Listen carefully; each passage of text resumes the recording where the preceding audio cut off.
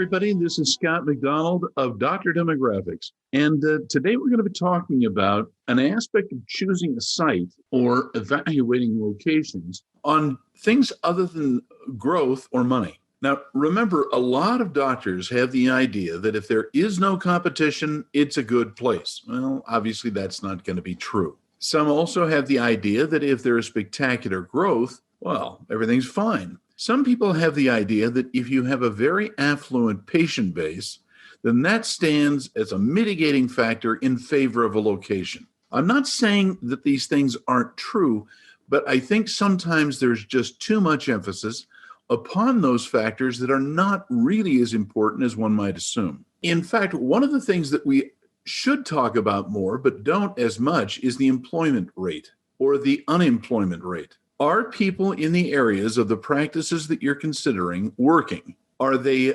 gainfully employed? Is the economy in that local area doing well or poorly? Now, my point of saying this is when you're trying to figure out where to put a practice, there are lots of factors that are going to be important. Factors, in fact, that you may not have considered as important as that really is. So I'm saying we have to look at employment and unemployment rates because they're often very significant predictors of the future health of a community. And therefore, the value of your practice is going to go up when there are favorable statistics in employment, and they'll go down with unemployment. Now, keep this in mind. We're just coming off now the COVID-19 lockdowns, and we're still seeing the economic truths working their way through the system. With that in mind, it's rather wise to remember that employment is kind of a lead indicator of the future potential of a site.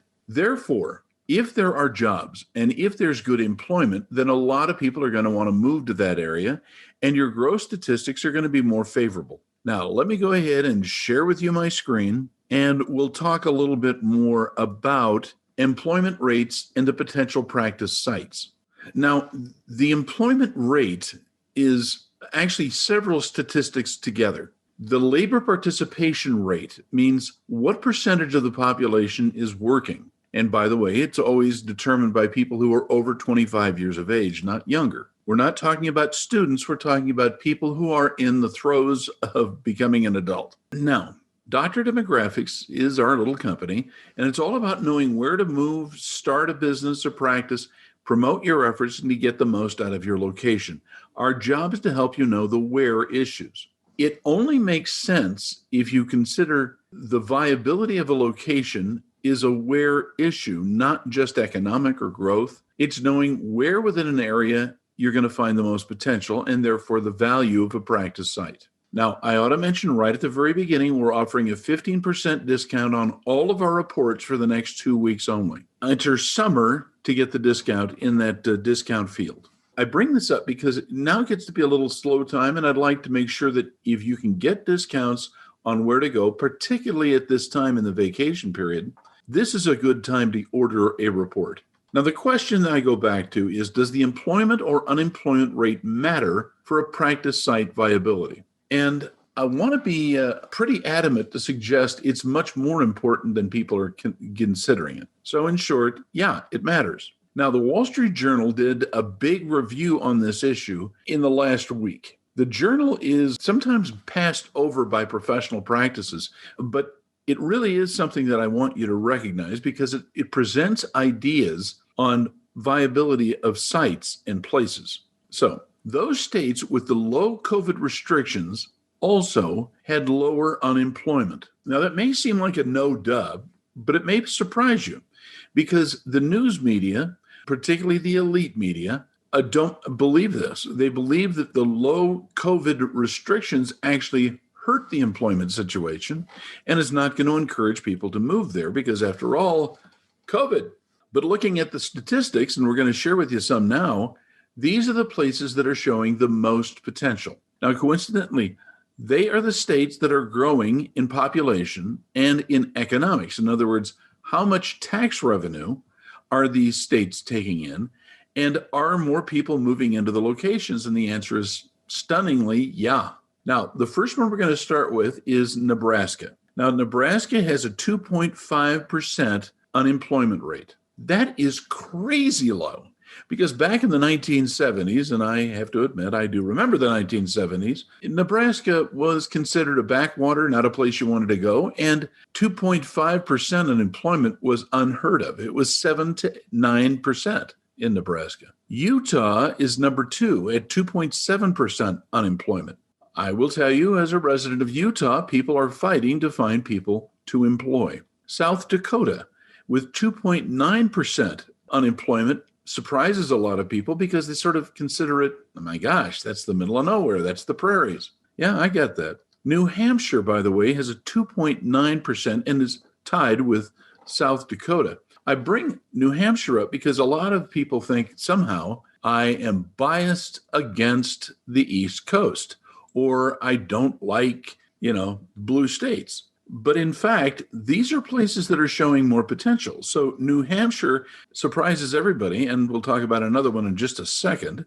Idaho is right up there at the top. Now, remember, Idaho has been growing remarkably quickly, but the COVID-19 thing kind of left it alone because they sort of went, we're not really going to play this lockdown thing. Forget it. They consider their population density to be quite pleasant, but out-of-state employers are really going to places like Idaho because the cost of doing business, real estate prices and leases are marvelously low. And if you can have workers work from home, Idaho is a definite advantage of where to go. Now, just remember, Idaho has two sides, the east and the west. It's the west side of Idaho that is doing remarkably well, particularly with unemployment. Eastern Idaho is doing okay, but it's that western side of the state that's doing spectacular. This may surprise you also. Vermont has a very low unemployment rate at 3.1%. Part of that is due to the fact that Vermont and, in fact, New Hampshire are kind of like, hey, get out of our face. We're going to do what we want as far as New England is concerned.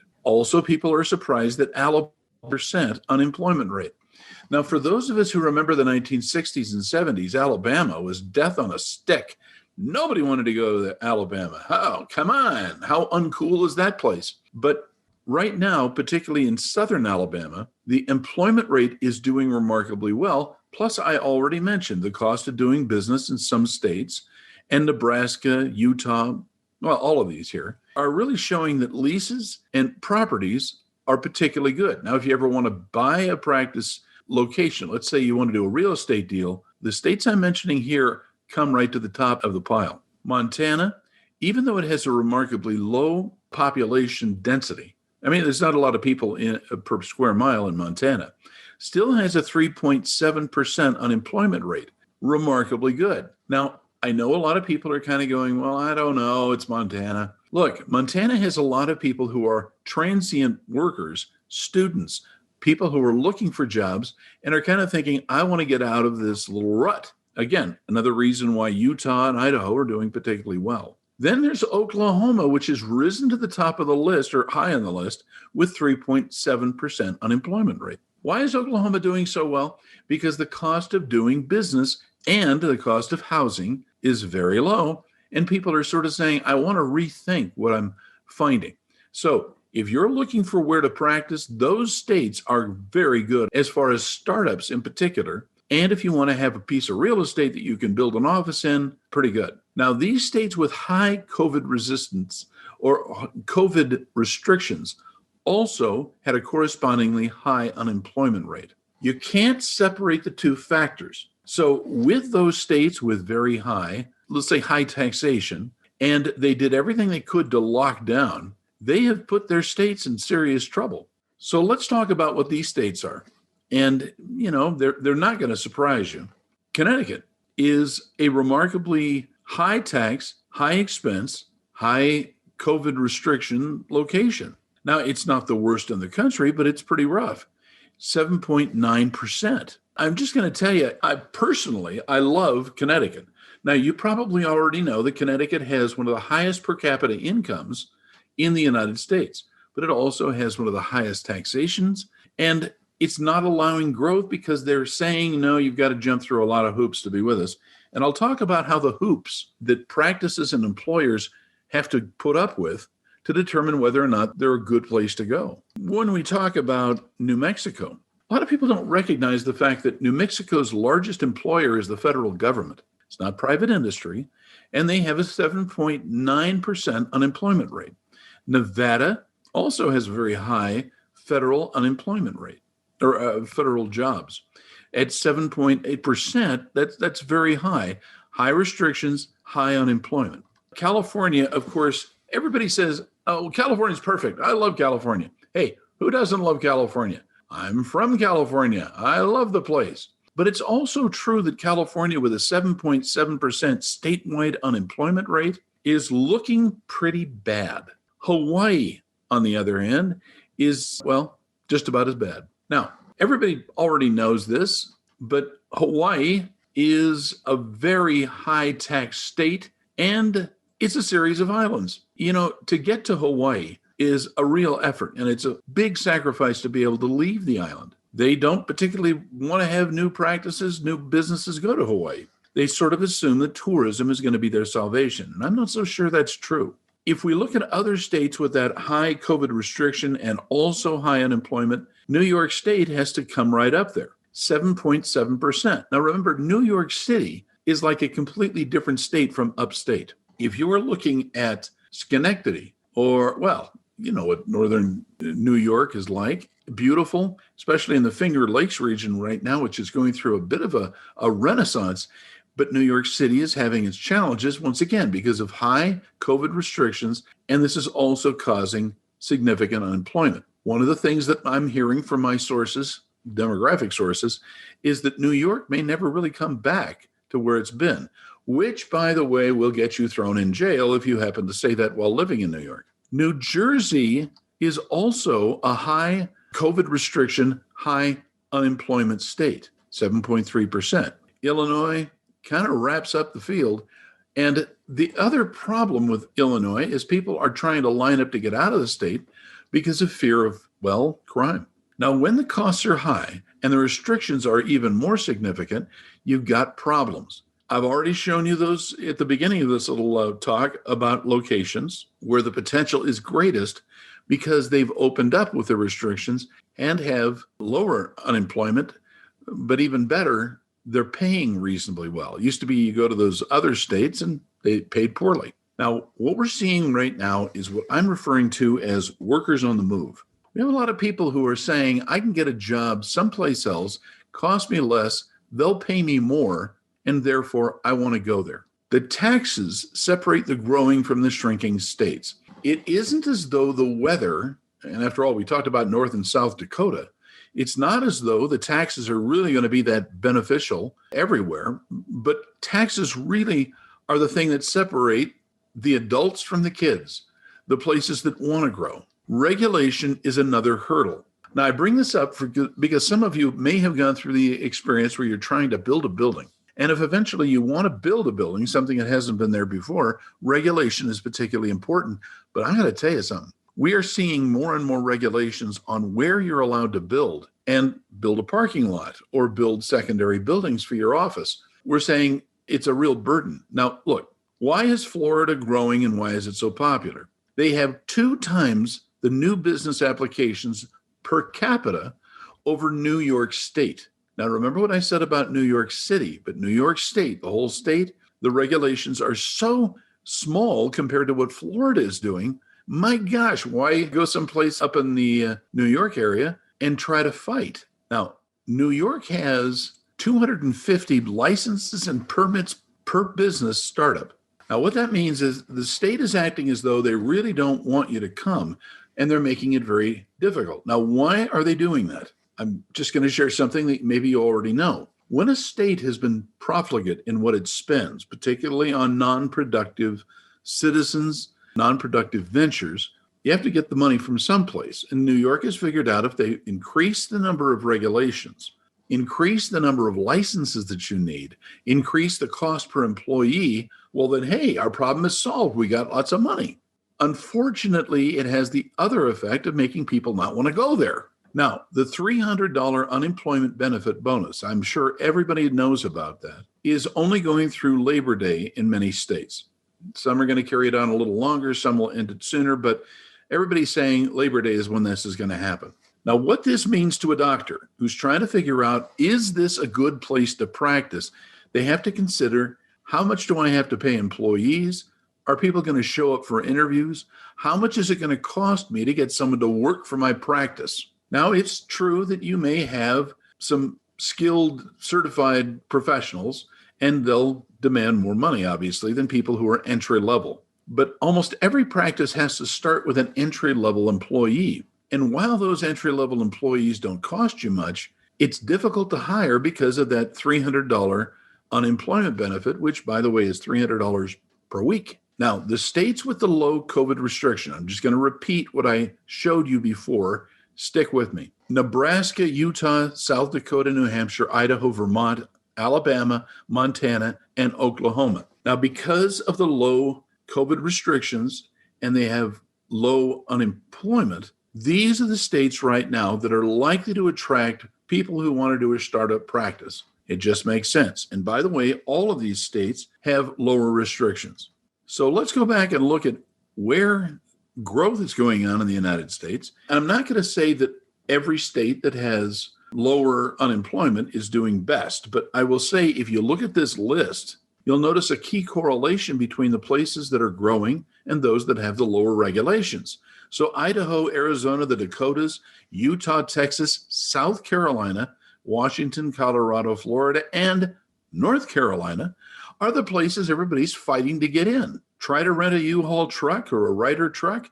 That's tough because there's so much demand for people to move into the state. That's my point. Do I think that everything is going to stay the same in the future? I'm going to tell you no.